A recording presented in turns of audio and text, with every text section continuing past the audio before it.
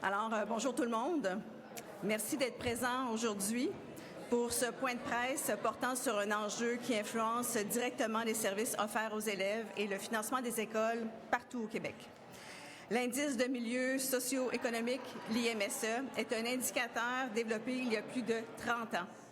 Cet indice attribue une cote décile qui détermine directement les ressources accordées aux élèves, aux écoles. Je suis accompagnée de collègues, de professionnels et de parents qui partagent le même constat. L'IMSE est un indicateur dépassé qui ne correspond plus à la réalité du terrain. Alors, je suis accompagnée de la députée de Bourassa-Sauvé, députée de Gouin, 3 parents d'enfants qui fréquentent une école primaire de ma circonscription. Alors, M. Michel Van der Vogue, Josiane Pouliot et Cynthia Lachance. Madame Lachance est l'instigatrice d'une pétition que je marraine réclamant une révision de cet indice. Francis Côté, président de la Fédération québécoise des directions d'établissements d'enseignement. Mélanie Hubert, présidente de la Fédération autonome de l'enseignement. Kathleen Legault, présidente de l'Association montréalaise des directions d'établissements scolaires. Dans les faits, des écoles encore fortement défavorisées peuvent voir leur indice s'améliorer sur papier, même si les besoins demeurent les mêmes sur le terrain. Une baisse de l'indice entraîne une baisse de financement, donc moins de services pour les élèves et moins de soutien pour le personnel scolaire. Cette variation de la cote de défavorisation a des conséquences directes sur nos jeunes. L'augmentation du nombre de jeunes dans une classe, diminution ou abolition de services ou retrait du soutien à la classe. Le problème, c'est que cette méthodologie repose seulement sur 2 critères, le niveau de scolarisation de la mère et la situation d'emploi des parents. En 30 ans, on s'entend pour dire que les réalités familiales et le coût de la vie ont profondément changé. Il faut moderniser cette méthode de calcul pour y intégrer des indicateurs plus représentatifs des réalités sociales, économiques et éducatives actuelles. Hier encore, lors de l'étude de crédit, la ministre de l'Éducation a refusé de reconnaître les limites de l'IMSE. Le gouvernement ferme les yeux sur les réalités vécues dans plusieurs écoles. Nous sommes réunis au-delà de la partisanerie politique pour demander au gouvernement de revoir la méthodologie de l'IMSE pour qu'elle reflète les conditions socio-économiques actuelles et d'augmenter l'enveloppe destinée aux écoles défavorisées afin qu'aucun enfant ne perde des services essentiels faute de ressources. Alors, je cède maintenant la parole à la députée de Bourassa-Sauvé. Merci Isabelle. Salutations à tous. D'abord, Isabelle, je veux te remercier pour l'initiative que tu portes aujourd'hui, puis tu as raison de le mentionner. Donc, nous sommes ici réunis à travers les lignes partisanes, donc pour un dossier d'extrême importance. Puis je veux saluer les parents, particulièrement donc les parents qui ont eu le courage donc de venir sonner à ta porte, puis de vouloir porter ce dossier, puis nous demander de réformer l'IMSE. À mon sens, comme députée libérale, je vais vous dire que quand j'ai mentionné le sujet de ce point de presse-là à mes collègues, tout le monde a frénétiquement hoché de la tête parce qu'il n'y a pas un élu qui, lorsqu'on commence notre mandat, n'entend pas parler de l'IMSE. Que l'on soit porte-parole en éducation ou autre, lorsqu'on est député à l'Assemblée nationale du Québec, bien souvent, donc les gens du milieu les constatent les limites de l'indice de milieu socio-économique qui sont là puis qui perdurent déjà depuis plusieurs années. Donc, à notre sens, il est impératif qu'on arrive aujourd'hui, avec les outils qui sont à notre disposition, de se reposer cette question-là puis se dire, on est prêt. Le Québec est prêt à revoir les critères de l'IMSE puis à se dire que les critères qui sont utilisés en ce moment sont beaucoup trop limitatifs pour permettre de véritablement jauger de la situation économique des enfants, des différentes écoles, des différents milieux, à l'ère où le coût de la vie augmente, à l'ère où les familles peinent à joindre les 2 bouts. C'est d'autant plus pertinent de le faire aujourd'hui, alors que, en ce moment, là, on vient tous de remplir le dernier formulaire de recensement 2026, mais là, on a une réforme qui nous est un peu imposée, qui utilise les données du recensement de 2021. D'abord, on va se dire que ça date, mais aussi on va se dire qu'à ce moment-ci, on vivait quelque chose d'assez spécial, la pandémie. Donc, de voir donc, certains milieux socio-économiques qui n'ont pas bougé, voir leur cote baisser en fonction d'un formulaire de recensement qui est peut-être un petit peu désuet, je pense que ça demande à la ministre, ça demande en fait que la ministre donc, se penche sur cette question à ce moment précis. Je vais vous dire, moi, dans le cadre de cette reformulation-là, je suis chanceuse parce que toutes mes écoles dans Bourassa-Sauvé, elles ont maintenu leur code, donc ils vont pouvoir maintenir leur service.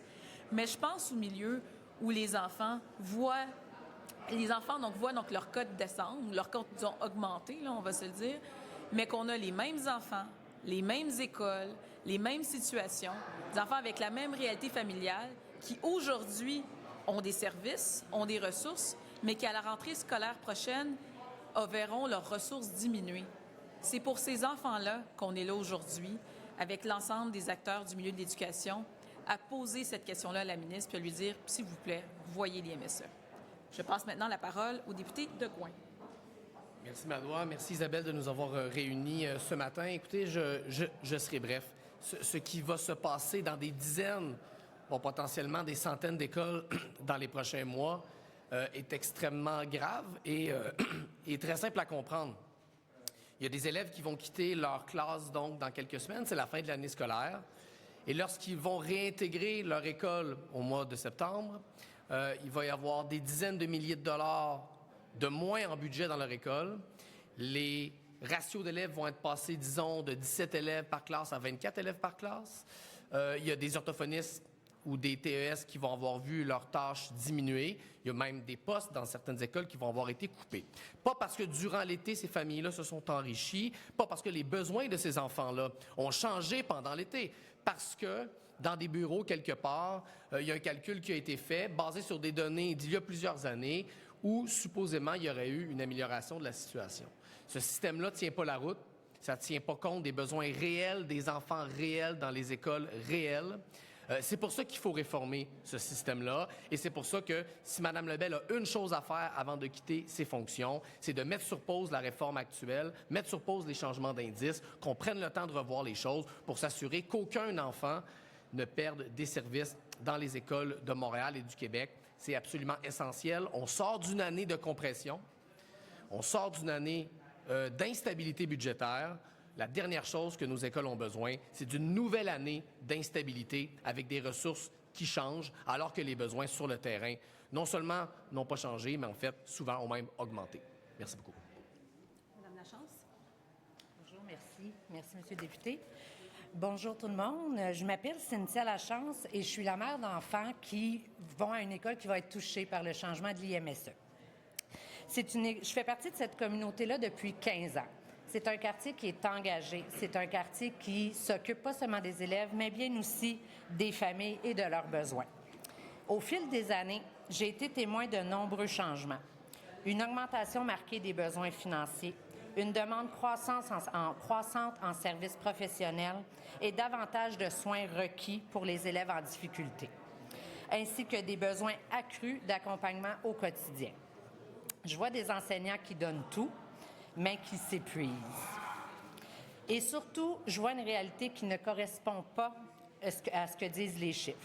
Sur papier, on parle d'amélioration, mais sur le terrain, on parle de débordement. Je vois des classes où les besoins sont immenses, mais où les ressources ne suivent pas. Je vois des membres du personnel partir en congé maladie, d'autres quitter le réseau.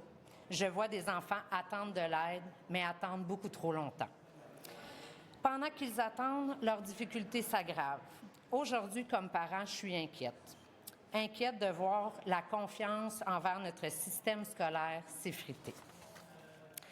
Et cette inquiétude grandit quand j'apprends que l'an prochain, on prévoit augmenter le nombre d'élèves des classes de plusieurs élèves. On ne parle pas que de 1 ou 2, mais bien dans notre cas de 6, 8, 10 élèves. Et ce, sans ajouter les ressources nécessaires pour les accompagner. Comment peut-on penser que ce sera viable? Comment peut-on croire que nos enfants recevront le soutien dont ils ont besoin dans ces conditions? Je vous le dis avec respect, mais avec urgence. Ce qu'on vit sur le terrain montre qu'il y a un décalage entre les indicateurs utilisés pour évaluer les milieux et la réalité vécue dans les classes. L'IMSE, tel qu'il est appliqué, influence des décisions importantes, notamment l'allocation des ressources et certaines balises qui ont des impacts concrets sur l'organisation des services et indirectement sur les ratios d'élèves par classe. Quand ces indicateurs donnent l'impression que la situation s'améliore, les ressources peuvent diminuer ou ne pas suivre l'évolution réelle des besoins des enfants. Et en bout de ligne, ce sont les enfants qui en subissent les conséquences. Il faut donc revoir la façon dont on évalue les besoins des écoles et dont on traduit ces données en services concrets. Il faut venir sur le terrain. Il faut écouter ceux et celles qui vivent cette réalité chaque jour. Il faut écouter la voix des parents et il faut entendre surtout celle de nos enfants. Parce qu'au-delà des chiffres et des décisions administratives, ce sont eux notre avenir. Merci. J'invite Mme Kathleen Legault, présidente de l'AMDAIS.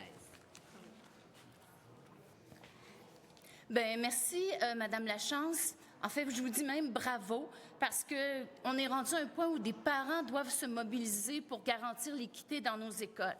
Alors, plus que jamais, nos écoles ont besoin d'un financement stable, prévisible et suffisant pour répondre aux besoins des élèves. L'indice de milieu socio-économique, l'IMSE, ne convient plus. Pour identifier les milieux à prioriser, il doit être modernisé, c'est urgent. On ne peut pas baser le soutien des élèves sur des critères qu'on trouvait valables il y a 30 ans. Et déjà, il y a 20 ans, on se questionnait sur leurs valeurs. Il y a 20 ans, on n'a toujours pas agi.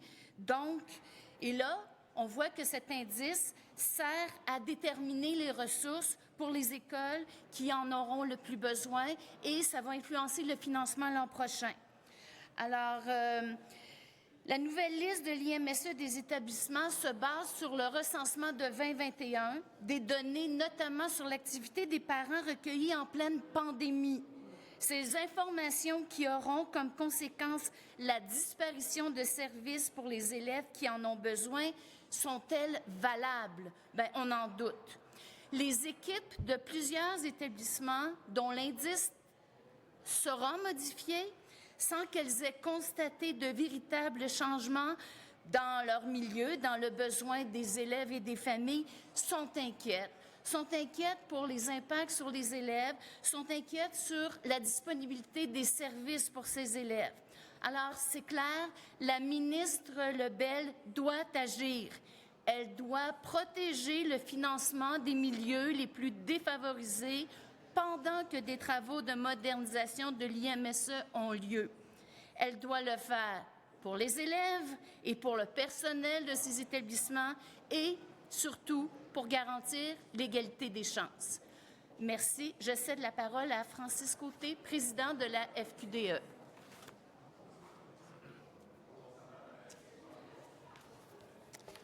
Merci, Madame Legault. Comme vous le savez, la situation n'est pas simple dans les écoles devant tous les défis avec lesquels les directions doivent composer. C'est encore plus compliqué quand les finances des parents de l'école amènent stress, anxiété dans les familles, ou que les enfants ne sont pas exposés à des livres à la maison, par exemple.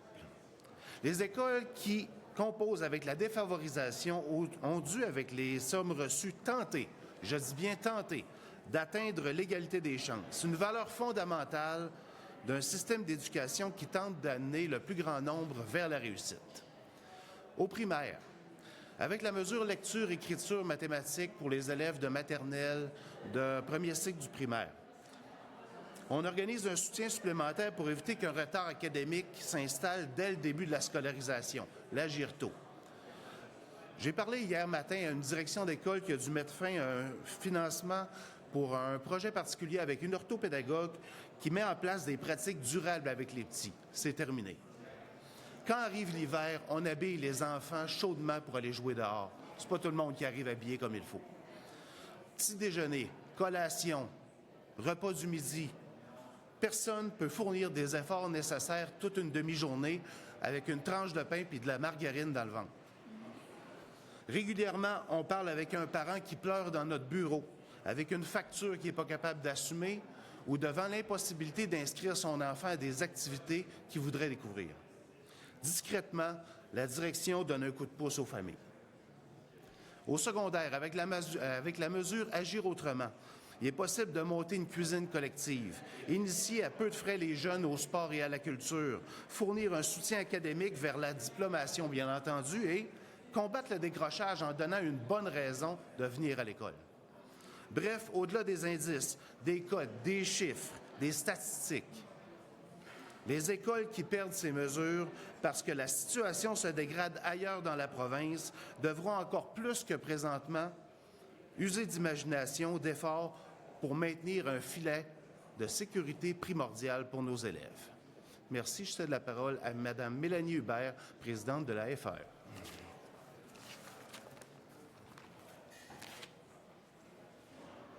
Merci, M. Côté. Alors, j'ai le mot de la fin un petit peu. Il n'est pas trop tard pour faire les choses autrement. Il n'est pas trop tard pour renverser la vapeur. L'indice présente des lacunes importantes. Le ministère de l'Éducation doit le reconnaître.